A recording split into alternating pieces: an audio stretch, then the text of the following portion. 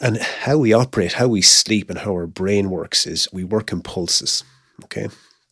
We can talk about ultradian cycles and circadian and menstrual, you name it. It's everything in nature and life is pulses and cycles. But we seem to think that we can just put our foot in the accelerator and just work from the moment we wake up. Yoga Mara welcomes you to the Love Your Limits podcast. We are two sisters from the west of Ireland with a passion for helping people connect back to themselves and feel less alone on their journey. Both of us have contrasting personalities, career background, and life experience, yet each of us found physical, emotional, and mental healing from learning to live more intuitively and with integrity.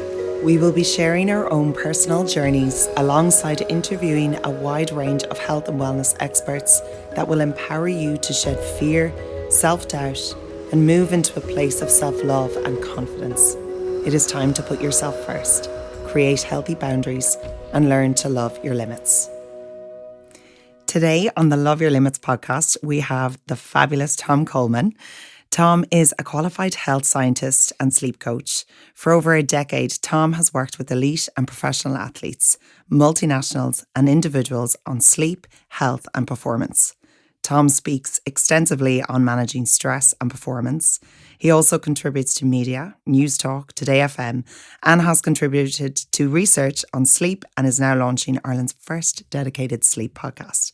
Welcome to the Love Your Limits podcast, Tom. It is so good to have you here. Thank you so much for having me. My pleasure.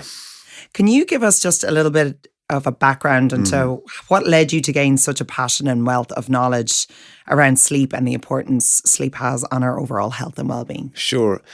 I was always curious. So curiosity led me to my degree area first. You know, always like a kid asking, but why? Why is that? Why is that? So I studied health science for 3 years. And that's a very broad degree. So, I mean, we covered everything from pharmacology to psychology to basic sciences and everything else. When I left college then, I was interested in nutrition. And this was about 15 years ago. So everyone was looking for the magic bullet. Nutrition was, you know, very much on the up and up.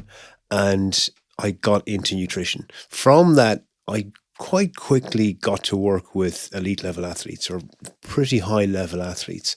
And I became obsessed then with recovery because I knew, I mean, their focus was how can I recover really well, really fast. And that's where sleep came in. That's where I discovered the power of sleep, to my surprise as well. You know, and from that then I got to work with a tech company in the US. They had wearable technology, which was developed by US military for special forces and for their fighter pilots, which analyzed sleep and fatigue as well. So it gave the user a reading for mental fatigue. So that was about 10 years ago. And since that, then I've been involved in research. And of course, you know, my son came along and then I found myself, you know, Not sleeping. the victim of a sleep deprivation project headed up by my little boy. But since that, he's developed quite nicely. And now we're back into normal sleeping again. And look, it is a passionate subject, and I've learned that it impacts every aspect of our health and well-being.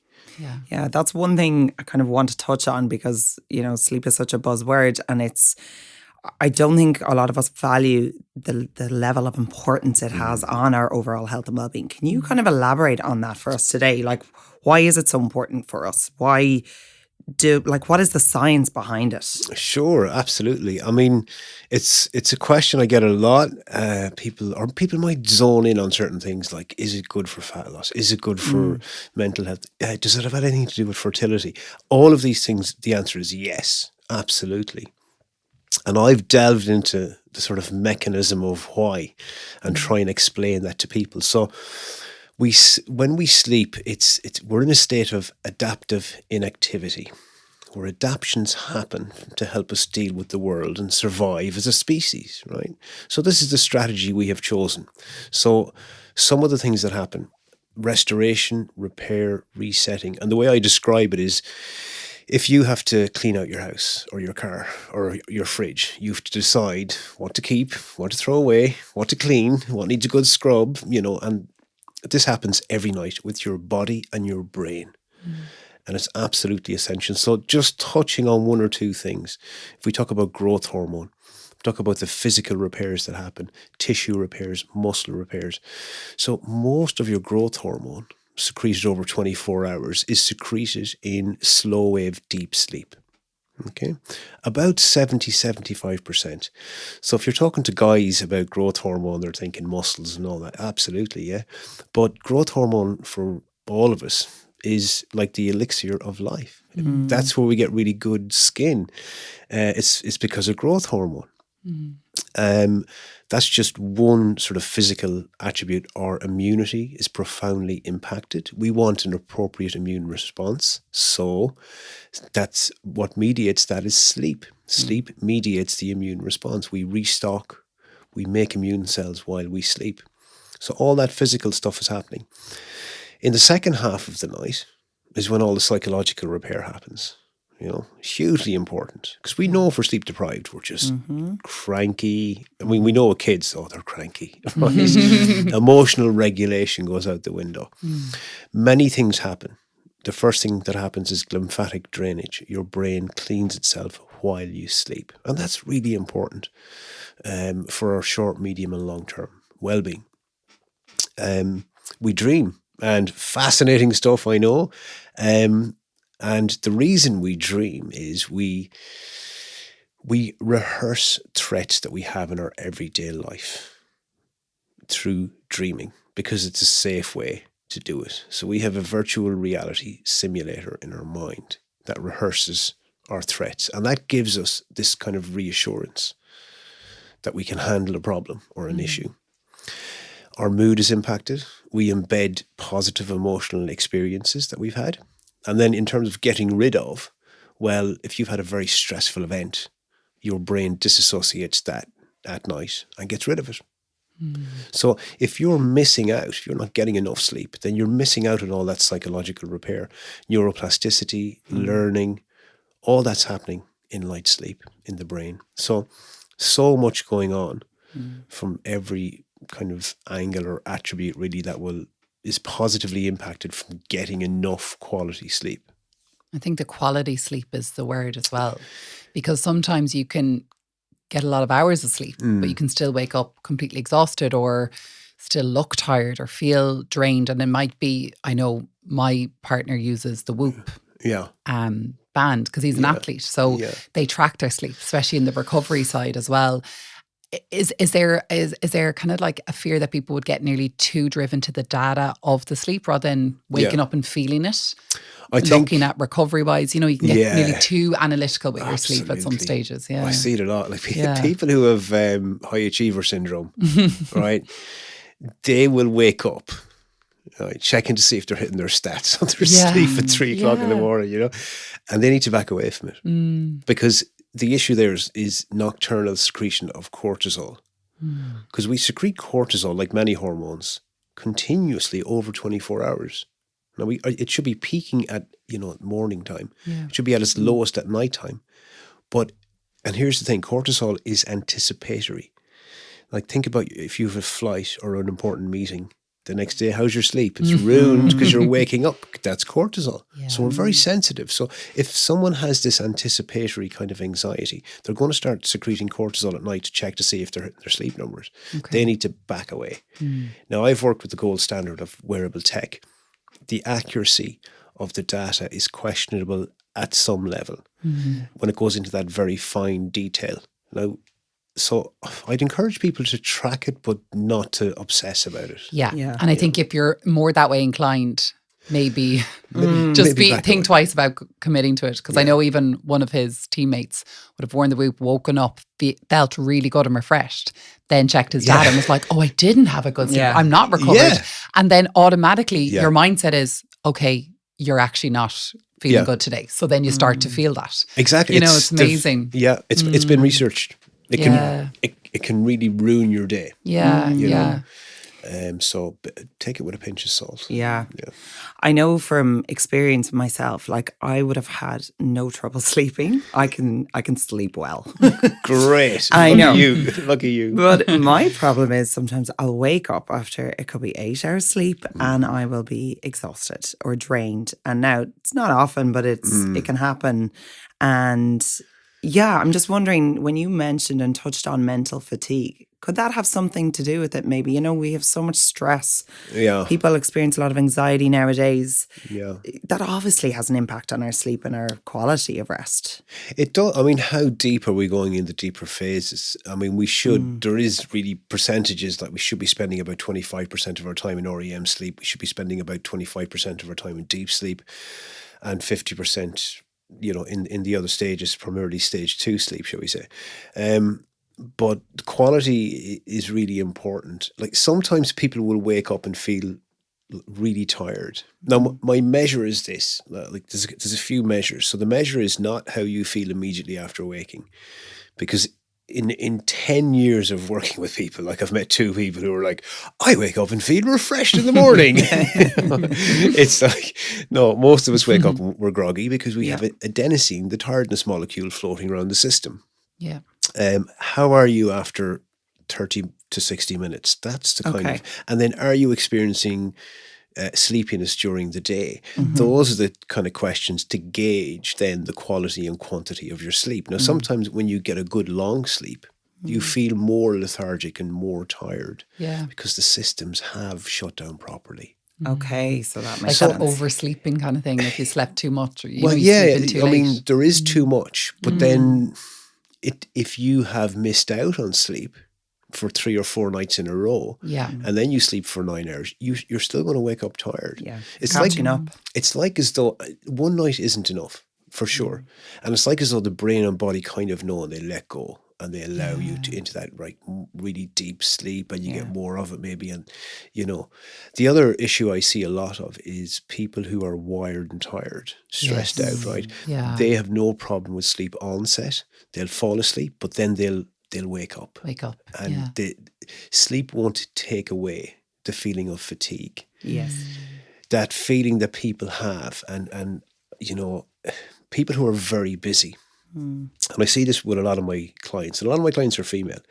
Like my typical client would be a kind of, you know, late 30s, maybe teacher with a couple of young kids, and maybe just got married and moving into a new house. You know, 500 things going on in their lives. Don't feel as though they're doing any of them really well. Trying to practice self-care, getting all the messages about self-care, but looking after everyone in the house and trying to do their job and feeling exhausted and full of guilt. You know, and then when they sleep, it's almost like they feel guilty for sleeping, and I've encountered that. When they sleep, they don't feel rested upon waking.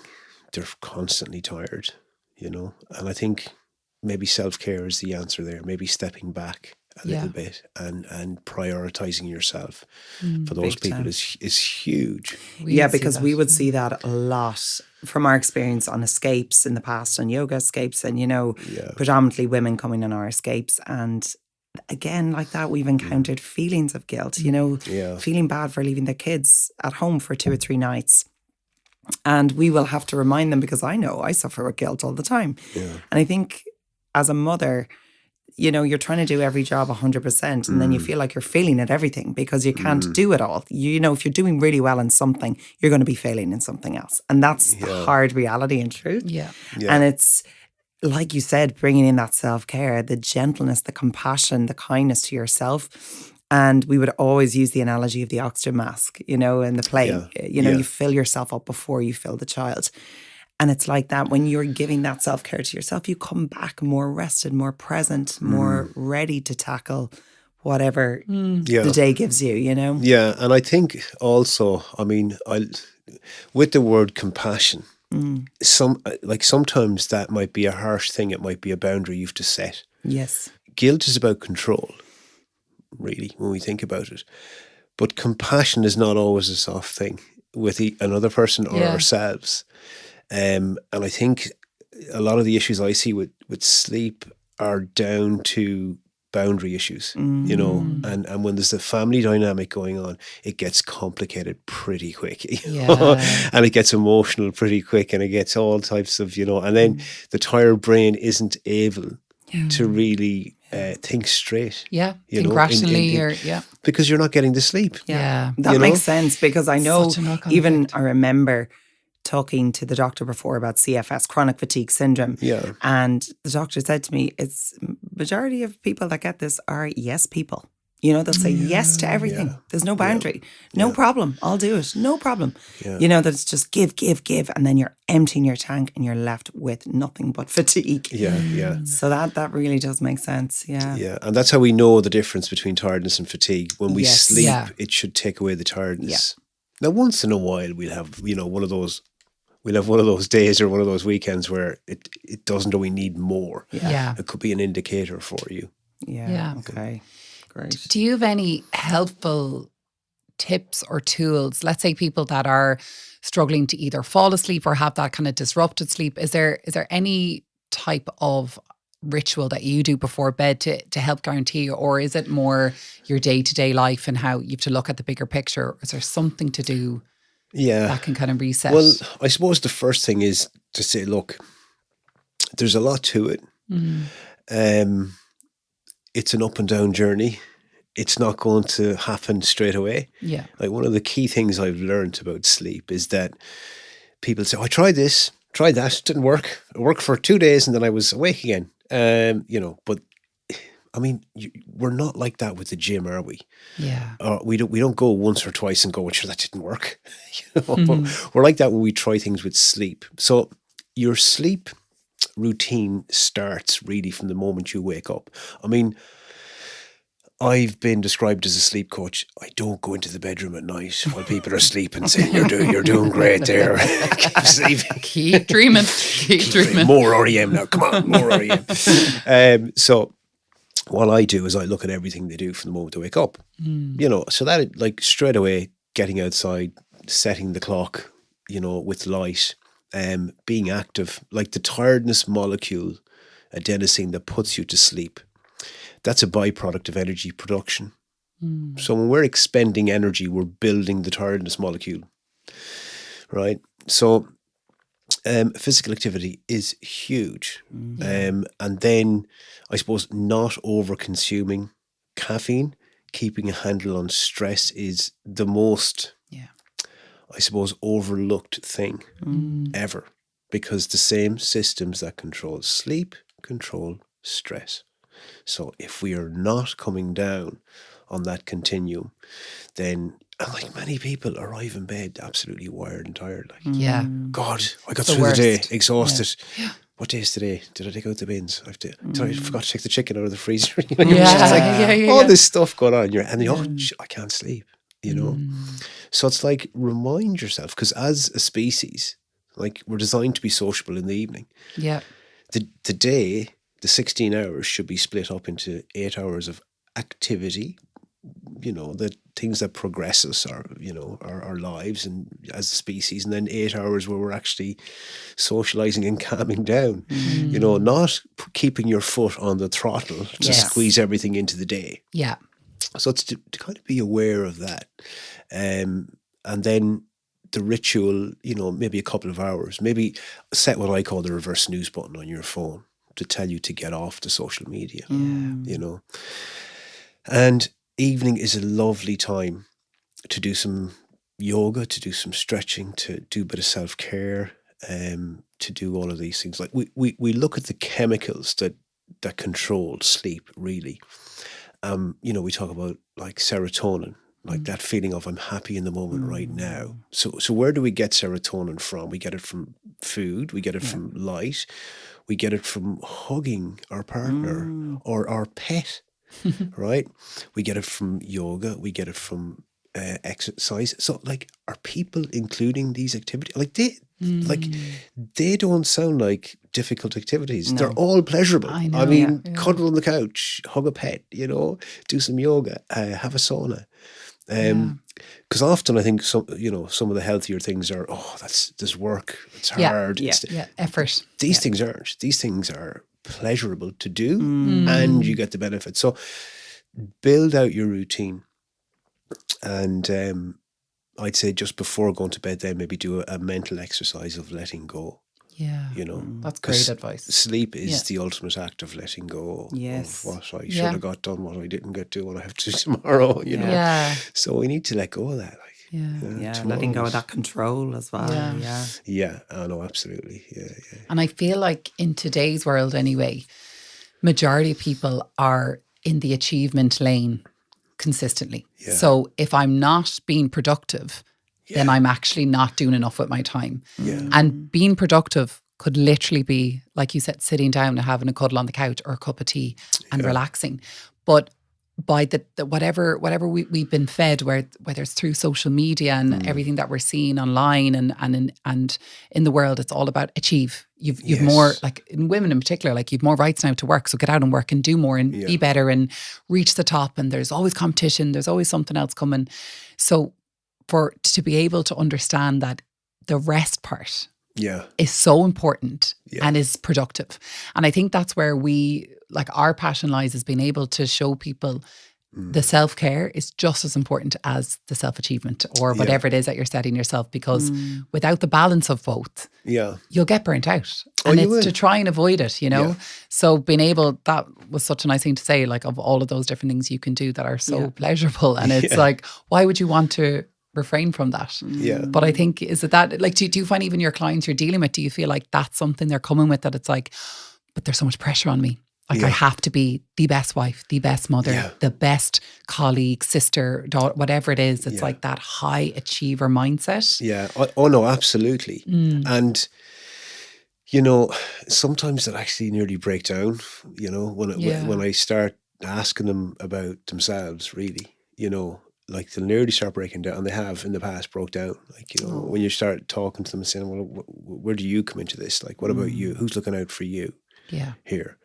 You know, what happens if you go for a walk for you, if you do this for you, if you, you know, and, you know, they forget. And I think social media, it's the same. It's like with the health messages, the same. The health messages or the achiever messages, it's so easy. You can open any platform and type in motivation, inspiration, and you can get all these quotes and you can get all this stuff that'll just, like, you know, and if you're not doing it, then you start feeling, you start beating yourself up. You know, you start beating yourself up. Like, even, I mean, I've done a post about this recently on LinkedIn, because I just went on LinkedIn and one or two people had put, like, my week, killing it this week, and they had, like, you know, got a PhD, done this, done that, climbed Everest. Oh my God, yes, climbed Everest, got my PhD, saved a child from a burning, you know, and I felt, oh my God, I'm useless. Like, you know, I just kind of felt like, for a second, I just and I thought, wait a minute.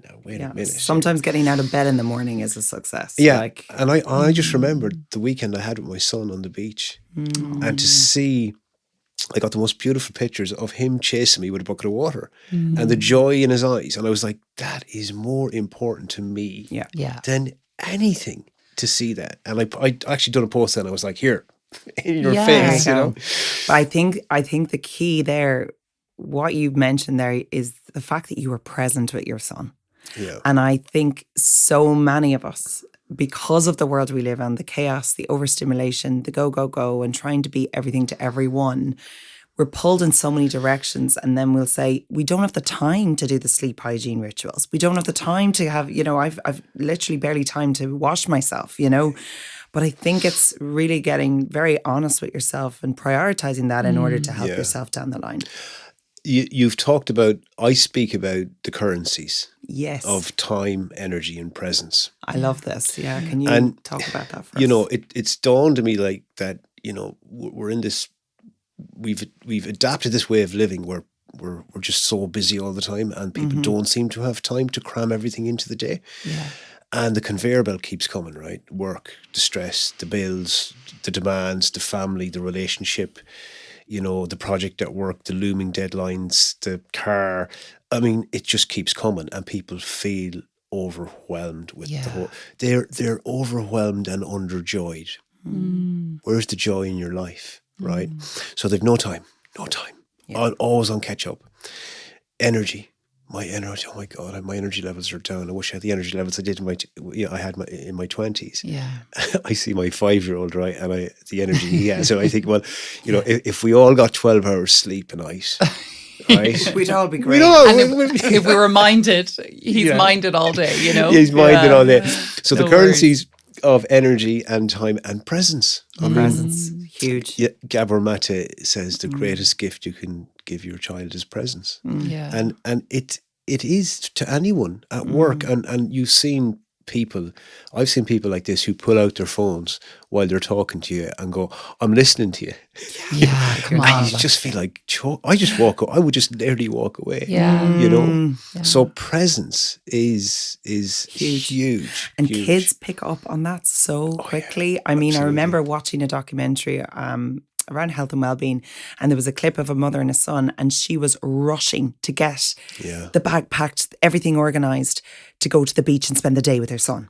And the son was like, wait. And he was sitting on the step. He had found a ladybird or something, and he wanted to show her. And she said, come on, started pulling him. We really need to get to the beach so we can have this wonderful, perfect day I've planned for you. And all he wanted to do was just sit with her and show her the ladybird. Yeah. And then she stopped and she realised what was going on here. That's not the point about having the perfect day that I planned at the beach. He just wanted her to sit beside him and enjoy that moment watching the ladybird. And then it was just a really good reminder of the importance of being present with you, the people you love. Yeah. But I think especially kids are just so perceptive of it. Oh, they are. Soak it all up. Yeah. I love the way, like my son, he will literally, he used to grab me by the hair and go, look, daddy. And he grabs me by the chin and just yanks my head and go, look, daddy. I wish I could do that with people, right? Yeah. But I mean, people think that the problem is energy, time, or presence. Those are symptoms of the way we are living.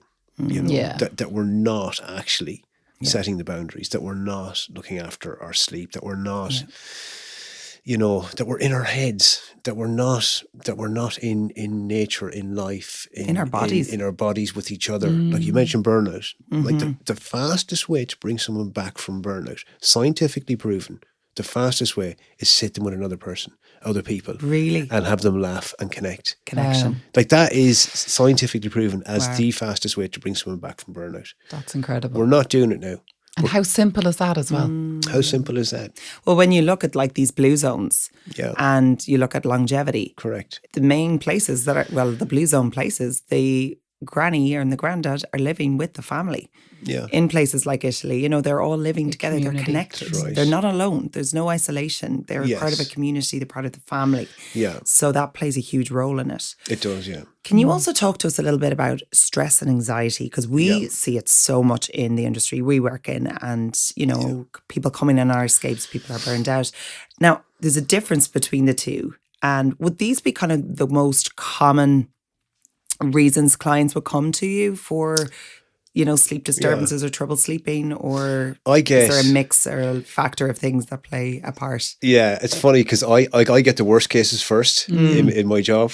I get the toughest cases to crack first. The people who sleep 1 or 2 hours a night, they've been like that for 30 years, and I have to try and help them. And I do. And here's a key message for people: no matter how bad your sleep is, and no matter how long it's been that way, it can improve. Really? Yes. Oh no, absolutely. I've never met someone who has turned around and told me, no, well, there's no change. I've never had, and it's, so I think it's the brain and the systems get stuck. Okay. And it's up to us then to try and change things. So but I would say that in 80 to 90% of cases there is stress or anxiety there. Now, according to the University of Cambridge, the only two groups of people who don't have anxiety are dead people and psychopaths. Okay. Wow. Right. So we all have a certain level of, and we need a certain level of it. If I didn't have any anxiety, I wouldn't be here now. I'd be saying, should be fine. Be grand. Those bills will pay themselves. But it's when it starts to eat into our peace and our sleep that we need to kind of address it. Okay. Now, stress is different. The way I've heard anxiety described was like imagine that you're a captain of a ship, and then the wind picks up and the waves get big, and your crew all of a sudden start panicking, and they're running over to you and go, "Oh my God, we're going to drown. We have to change direction. You have to pull down that mast. We have to go back." That's anxiety. You're the captain, and you say, "Look, I understand how you're feeling. I know that you're scared right now, but trust me, we're going to stick with this path, and we're going to do whatever." But it's when those voices completely overwhelm us, and it might not be for a reason. Okay, we have different types of anxiety, and I'm not really going to get into that. But what I've seen is it creeping. It's crept up on people. Yes. And they have this anxiety that they never had before. And I would blame social media, and COVID and work-life balance, and our failure to kind of recognize, where we fit into it. So I've seen levels of anxiety soar, in the last sort of 3 or 4 years. In terms of stress, then, people need to realize the impact of stress. If we think about, again, it should be a positive. It allows us to get things done. So we're chemically and biologically set up to deal with stress much better earlier in the day. And how we operate, how we sleep, and how our brain works is we work in pulses, okay? We can talk about ultradian cycles and circadian and menstrual, you name it. It's everything in nature and life is pulses and cycles. But we seem to think that we can just put our foot in the accelerator and just work from the moment we wake up, or get things done. Not just work, look after children, do this, do that, do this, do that, without any rest. And how our brains work actually is in these ultradian cycles, where we're much more productive and less likely to burn out if we take these little 15-minute breaks. So we need to ask ourselves, where are we on the scale in terms of our day-to-day, and do some breath work, do some relaxation to make sure stress isn't, we're not arriving in bed exceptionally stressed out, because, it's the damage of the chemicals that is hugely detrimental really to health. Like, we know that short-term stress is good for our immune response. We also know that chronic stress is very bad for our immune response and our mental health. And I suppose you could turn around and say nearly every aspect, fertility, if we're stressed out all the time, the message to the body is not, it's safe.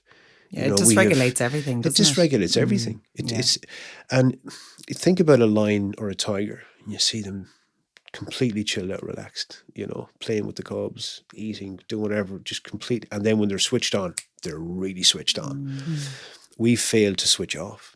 Yeah, that's the problem, isn't it? That's the problem. Like, I don't have any clients who come into me and they're in rest and digest. They're in I'm stuck in parasympathetic. I'm too chilled out, Tom. No, no, zero clients like that. Like 100% of my clients are stuck the other way. Yeah. And do you know the thing is, they don't even realize how bad they are. Yeah. I think that's it. It's the lack of awareness. Yeah. And as you touched on with the anxiety creeping in, I thought that was a really powerful description, because that's exactly what it does. It creeps in up. and it comes to bite you. Yeah. And it's so subtle and slow, but then all of a sudden you're just in this state and you can't nearly bring yourself out of it. And just to mention some of the solutions here for people. Yes, that would be amazing. Because it's easy to talk about the problem, The first observation I have is, like, you can't think your way out of it. Like people often, and the problem is we're stuck in our heads, we're stuck in our phones, we're stuck in the theory of it. The healthy life, right, is not a theory. The spiritual life is not a theory. It's action result. It's action result. But we're not taking the right actions, or maybe we're too concerned with the results. And that's why we're not taking the action. So, like, what we have to do with stress is start to block off some time to address it. Like, there are short, medium and long-term things we can do, like the breath work being an immediate short-term thing to reduce stress. But we have to look at where the stress is coming from. Exercise is huge. It's one of the frontline treatments for anxiety. what treats anxiety successfully?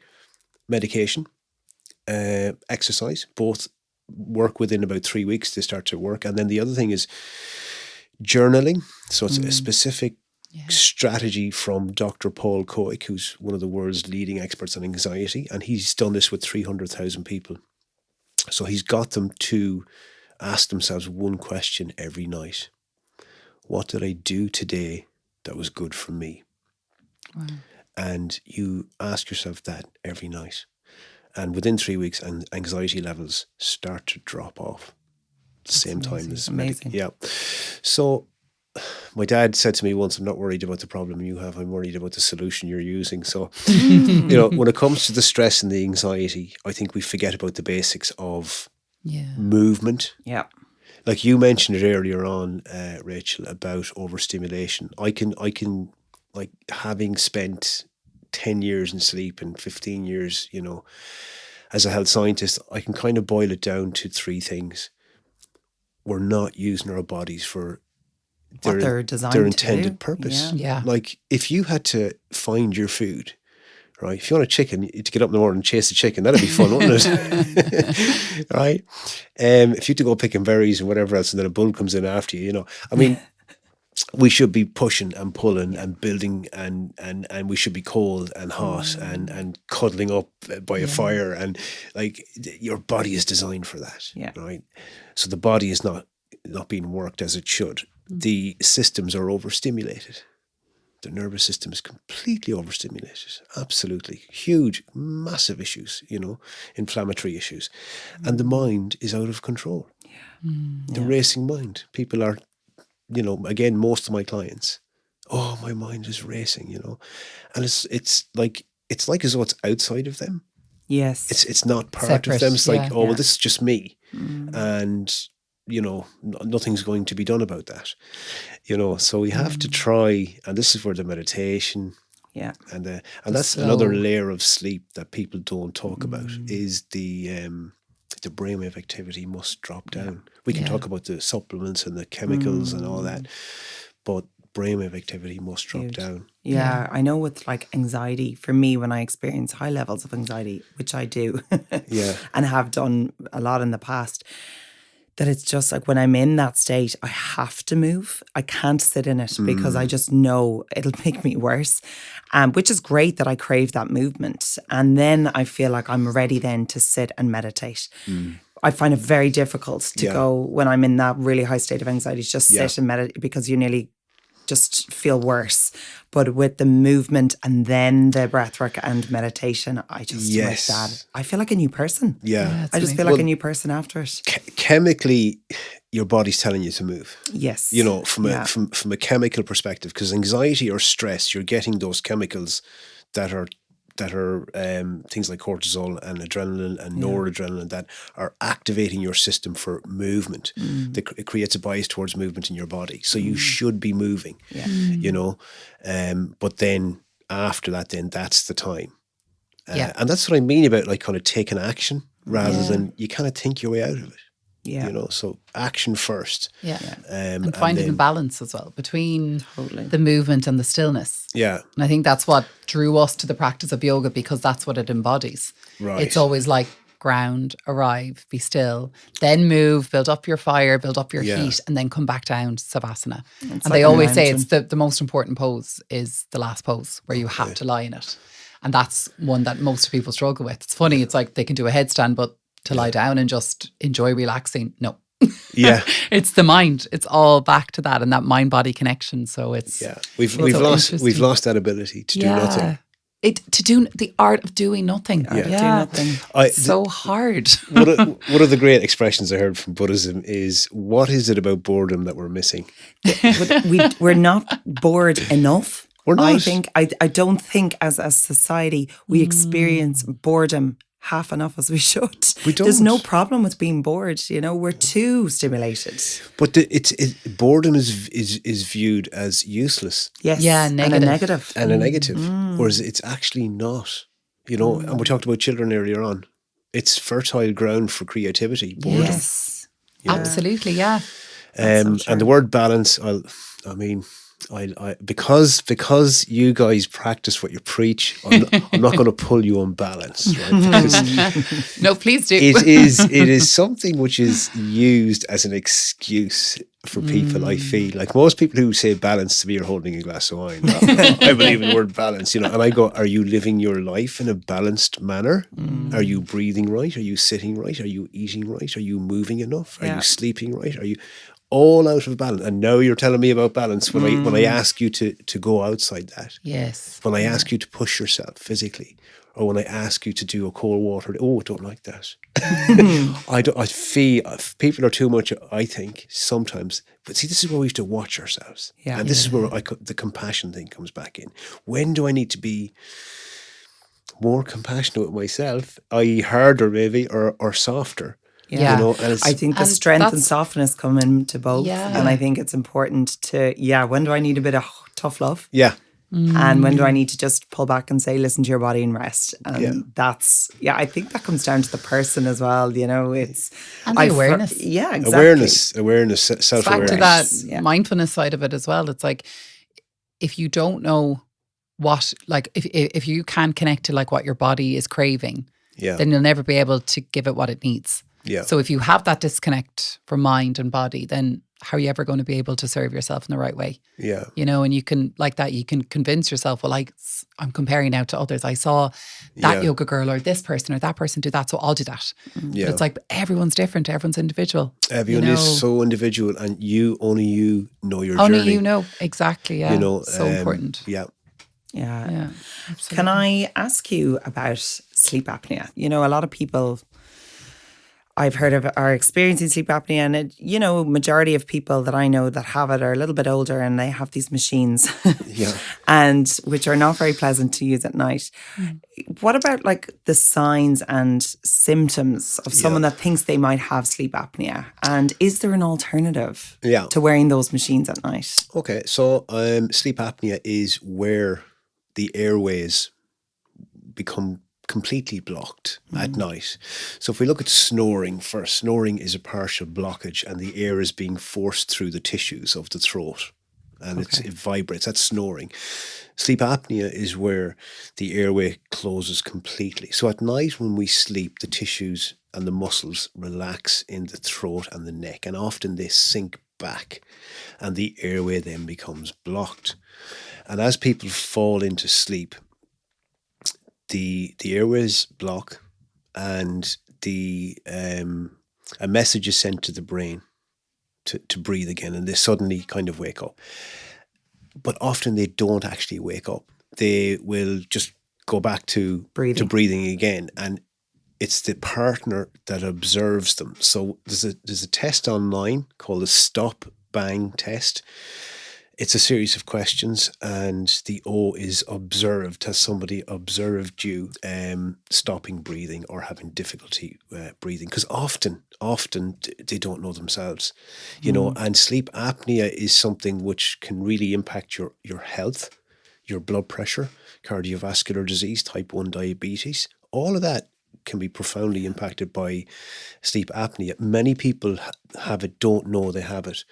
So I think something like 80% of cases are undiagnosed. Because people don't know they have it. And the key with something like that is surely early diagnosis to be able to treat it. I'm sure that would help rather than waiting until it's that bad. It accumulates. It's probably going to get worse. So like, what causes it then? Some people can just have narrow airways.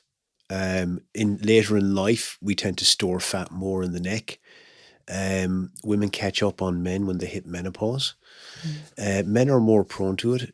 Neck circumference comes into it. People can have polyps that develop in their life that can also influence it. So, like, what are the treatments or the pathways for people? This continuous airway pressure, the CPAP machine is what you spoke about, where this continuous air pressure forced. So that's one option. The other options are obviously the lifestyle changes, weight loss, smoking, alcohol, those type of things. There is something else called hyperglossal nerve stimulation. So that's a relatively new surgery that people can get done, where a little battery is put in and little wires stimulate the muscles of the throat to synchronize with breathing. Like a pacemaker for your throat. So well described. Well done, Rachel. I'm using that now. A pacemaker for your throat. I love it. So that's pretty much very accurate. Yeah, and that stops the airways closing. Wow. So it's like, why is it happening? Then there are other things that, like, you can get mandible braces or things like that might help. But look, the first thing is diagnosis. Yeah. First thing is diagnosis, and it can be a life-changing experience for someone. Some people love the CPAP machines, other people struggle with them.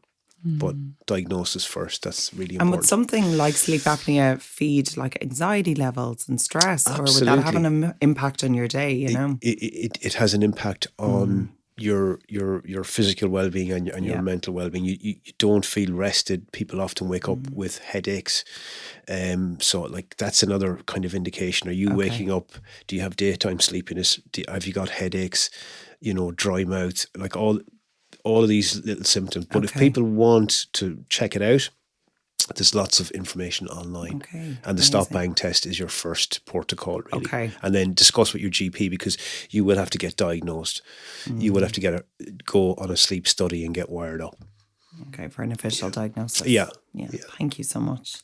Thank you, Tom. This has been an amazing podcast, and thank you so much for being here with us. I'm sure we'll get you back, because there's so much more that we can talk about when it comes to sleep and everything else in lifestyle choices and stuff like that. So thank you so much for your time and all your knowledge. And we'll leave all your information in our show notes as well, if people want to reach out and connect with you, and you can help more people that way as well. I can, and I'd love to help more people. I want to inspire people to and let them know that, there is help there, because it's a desperate place to be, not sleeping. So I want to thank you guys as well for having me on. It's been a real pleasure. I love chatting to both of you. So thanks a million. Thank you, Tom. Lovely to have you as always. Thank you so much again. Thank you for listening to the Love Your Limits podcast. We hope you enjoyed today's episode. If something resonated with you, or you would like to learn more, please find all contact details in the show notes.